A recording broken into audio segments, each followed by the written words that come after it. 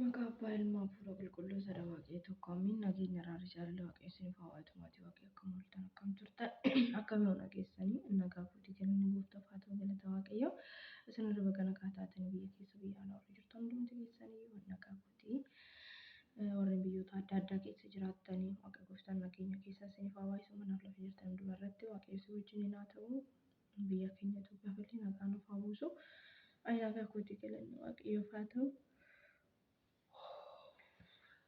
Warri kun akkam isin biraasiniin jira. Warri hordoftoonni chaayinaalii kootii turre bakka nagaan eeddanii badee isiniin dhufa. Xiqqoo ishee haalli isaa silanaan mijannee fi kunoo ilmi jedhee dhufa jiraadha. Isinillee bakka nagaa taatanii isiniin jechuun jaaladha har'amaa kan hedduu ishee qabadhee dhufe deeqaa baay'ee osoo hin ta'in deeqaa 10 bicha wajjiniin turra. Isinitti immoo viidiyoo hojjedhee namni irratti dawwalee zeeroo na godhe isiniin jedha. Innaa warri immoo chaayinaalii kanaaf haaraa taatan sabskiraayib gochuu maatiin haftaa isiniin jechuun jaalladha. Warri immoo na jajjabeessitan galatoomuu guddaasa. Isiniin galateeffadha. Har'a maalan isin qabadhee dhufe gaaffii wayin gaafatame. Maal laata gaaffiin isaa? Dursa isin gaafadhame isinillee koomentii jalatti naa barreessitu jechuudha. Obsa jechuun maal jechuudha? Obsi eessaa madda? Maalirraa madda? Ati obsa eessarraa barte? Akkamittiin barte? Obsi dhaaladha moo kennaadha moo qabeenyadha moo hin bitama moo maal jedhame obsi? Isa kana gaafatameenis jechuudha. Isinis minaa barreessaa jechuudha. Obsi maalidha? Obsi maal akka ta'e hin barbaada jechuudha. Kabajamtuu YouTube jettanii immoo subscribe gochuun dagatina. Kabajamtuu YouTube jedhaati. Maatiin naaf taasiniin jedha. Tarii viidiyoo kana oduun chaayinaalii irratti ni dhinis peejii FB koo jalaa fi Instagram koo jalatti sheer gochuu silan danda'u isin garuu immoo ana jajjabeessuu yoo jaallattanii yoo viidiyoon kun isinitti tole kabajamtuu YouTube jedhaa galaati. Maatiin naaf taasiniin jechuun jaalladha. Tarii YouTube'dhaan walitti qabsiisee waan post gochuu baadde jechuudha. Peejii jalatti akkasumatti post gochuu danda'a waan ta'eef jechuudha. Daqiiqaa baay'ee osoo hin taane daqiiqaa muraasadha jechuudha. Akka iyyoo obsa keenyaaf kennii jedhamee faarfatameen obsaa kan ta'e macaafa qulqulluu irratti kan obsa nu barsiisu fakkeenya qulqulluu Iyyoobidha. Ani waan hundumaaf iyyuu karaa gaaffii nani gaafatametti gaafa isin darbu akkasumaan jee na gaafatani ka. Obsi maalidha? Obsa qabdaa jedhan dura. Eeyyan qabaa gaafa hin jedhu obsa akkamiinaan jedhan. Obsi ingirii lama jira jedhan. Obsi lamadha. Fakkeenyaaf obsa dhimma ishii dhimma isaa hin dhaga'u inni jedhamu kunis obsa jedhanii jiru. Okay? Obsi immoo ibsi noormaalii obsi akka abbaa keenya qulqulluu iyyuu aan akkasii jechuudha. Noormaalii nama foonii taatee akkamitti obsa qabda jechuu dandeessu jechuudha. Namni kamiyyuu kennaa adda addaa qaba jechuudha. Ani baay'ee wajjin hin dhalanne obsa wajjin. Guyyaa keessaan baradhe obsa godhachuu. Yeroo baay'ee obsi kennaadhaan kennamuu danda'a. Fakkeenyaaf ani obboleettiin koo obsa qabeettiidha. Jalqabuma kaastee homaa hin beektu. Addunyaa wajjinis hin baranne, hafuura wajjinis hin baranne garuu obsa qabeettiidha. Obsi ishee kun wajjumaan dhalate. Wajjumaan uumame jechuudha. Yeroo ishiin obsitutti ani yeroo baay'ee ishiin ceebba'aa ishiin jeeqa ture jechuudha. Sodaattuu hin jedhaani ture jechuudha. Ishiin garuu obsaa yeroo jirtu sanatti haalli keessa jiru ulfaataadhaan ta'e fuuldura duubas ilaalatumaan dubbadha. Yeroo akkasiin jedhu gaafa obboleettiin koo obsitu waan isheen sodaattu natti fakkaata obsa akka ta'e naaf hin galu ture jechuu barbaadetinanii egaa gara kootti gaafa darbu obsa jalqaba kennaa jalqaba naaf hin kennamne jechuun tarii naaf kennames immoo ani itti fayyadamu wallaalu ta'an beekamu jechuudha. Yeroo tokko umurii keenya immoo xiqqoo ta'ee sammuun keenya guddaa yeroo itti ta'u jira. Yeroo tokko immoo umuriin keenya baay'ee guddaa ta'e immoo sammuun keenya isheen ammas keessa hin jirti jechuudha. Innaa isaan kana keessaa egaa namni sammuu xiqqoo sanas gara hafuuratiin illee guddifachuu ni danda'a. Sammuu dhiphoo sana bal'isuu ni danda'a jechuudha. Ani sammuun ammas geessee turte jechuudha. Ingirii gaafa umurii koo meeqa isiniin jedhu amarree dulloomee jira.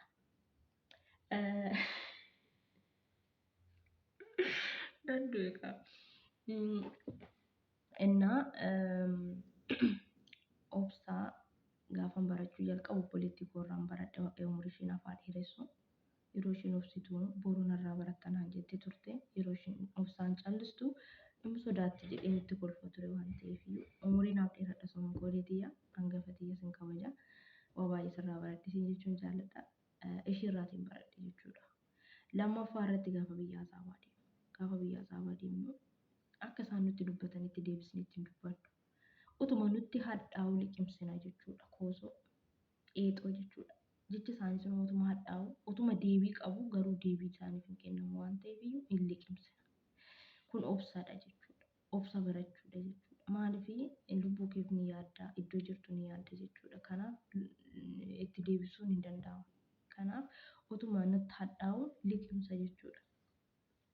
Utuma natti hadhaa'u liqimsa obsa kana bare. Itti aansee sadaffaa irrattii fi gaafa lapheen koo hafuuraa ijji koo hafuuraa banamu macaafa qulqulluu irra gaafan seenaa qulqulluu iyyuu dubbisu jechuudha. Gaafan Kiristoos qaraanioo irratti gaafan isa yaadadhu jechuudha. Waan isa godhan gaafa yaadadhu obsi guutummaan guutuutti keessa koo na bite jechuudha. Na booji'ate galanni waaqayyoof haa ta'u.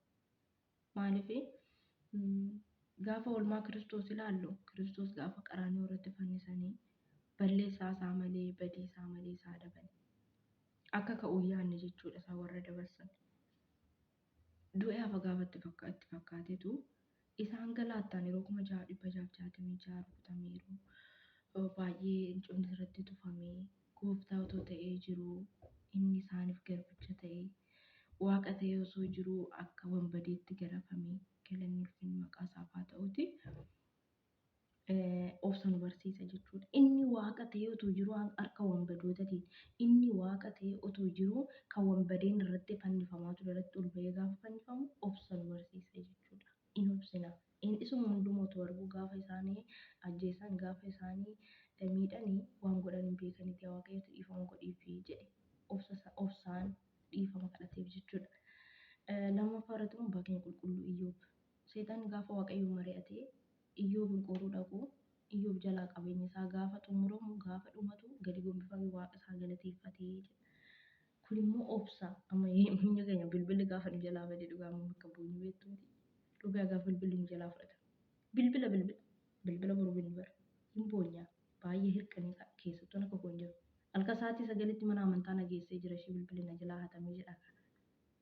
Mina hin boonya garuu bakka gaafa isa yaadannu obsa godhachuu nu barbaachisa. Dirqama keenya obsa godhata. Akka kootti jechuudha. Ani kanan baradhe tokkoffaa gara addunyaatiin hundi obboleettii koo irraan baradhe. Lammaffaa Kiristoos irraa sadaffaa immoo qulqulluu Iyyoob irraan baradhe jechuudha obsa. Obsi anaaf gatii qaba. Obsi anaaf iddoo qaba. Obsi anaaf jireenya fuuldura kootiif ifa qaba jechuudha. Kanaaf obsi kanan baradhe isaan kana sadan irraa jechuudha. Mee isin obsa maalirraa barattu? Obsi kennaadhaan isinii kenname moo barattaniiti moo mee obsa akkamittiin argattan isin olaata? Obsaan wal qabatee waa hedduu jechuu dandeenya. Garuu har'aaf nu barsiistuu osoo hin taane gaafiin gaafatame deebisuufi. Guyyaan biraa immoo xiiqii fi illihii fi xiiqii fi afaan ifam qiimii xiiqii fi qiimii. Xiiqii jechuun afaan Oromootiin naa hiikaa. Xiiqiidhuma mi xiiqiidhuma. Qiimiinis qiimiidhuma na fakkaate afaan Oromootiin mi dhiifama naa godhaa yookaan. Innaa isaan kana lamaan qiimii qabdaa xiiqii qabdaa isa jedhu tokko na gaafatamee jira. Gaaffiin baay'een isaanii na gaafatu ijoolleen jechuudha. Gara himuusaa haa ta'u gara maali. Garuu walumaa galatti barumsa isin dabarsa jedhee sila yaaduudhaan immoo asirratti bahee isiniin jedha. Xumuree jira. Xumurarra immoo faaruu tokko waliin faarfanneetu cufa. Waan na dhaggeeffattaniif asumaan galatoomaa jechuun jaalladha. Biyya keenya fi waaqayyo guutaan nagaa isaanuuf haa buusu, jaalala isaanuuf haa buusu, tokkummaa isaanuuf haa labsu. Obboloota keenya, hayyoota keenya, haadholii keenya, abbootii keenya waaqayyo nuuf haa tiksu. Hanga xumuraatti obsa qabaannee jaalalaaf tokkummaan akka wal bira bullu waaqa keenyatti akka araarnu waaqayyo guutaan nu haa gargaaru. afaan keenya tokko nuuf haa godhu waaqayyo gooftanii adda qoqqoodumsa kana waaqayyo gooftaan nurraa ifatuuti. Biyya keenya Itoophiyaa amantaa keenya Ortodoksii Tawaahidoo naannoo keenya Oromiyaa waaqayyo gooftaan nagaan nuuf haa buusu isiniin jechuun jaalladha. Mee asumaan faaruu tokko sagaleen kee horiiyyuu hin areelu jechuudha garuu natti tolte faaruun kun kanaaf sagaleen kee badaas ol qabachuu hin danda'u ta'a. Utaalloon isin qabdeetti. Ifama isiniin jedha faarfattoonni keenya asumarraanii faaruu keessan waan balleesse isiniin jedha walumaan haa faarfannume. Eenyudha nuti yaa Waaqayyo kan si fuuldura dhaabannu. Eenyudha nuti yaa Waaqayyo kan si fuuldura dhaabannu. Kan kanaan nu ga'u qulqullummaan qabnu. Kan kanaan nu ga'u qulqullummaan qabnu. Eenyudha nuti yaa Waaqayyo kan si fuuldura dhaabannu. Eenyudha nuti yaa Waaqayyo kan si fuuldura dhaabannu. Kan kanaan nu ga'u qulqullummaan qabnu. Kan kanaan nu ga'u qulqullummaan qabnu. Yakka keenyaan bennu namni tokko si malee yaa gooftaa dhufne sitti mannaa sin dhoksinu ati hunduma beektaa. Ol jechuu dadhabnee maqoo buusnee baay'inaa cubbuuti.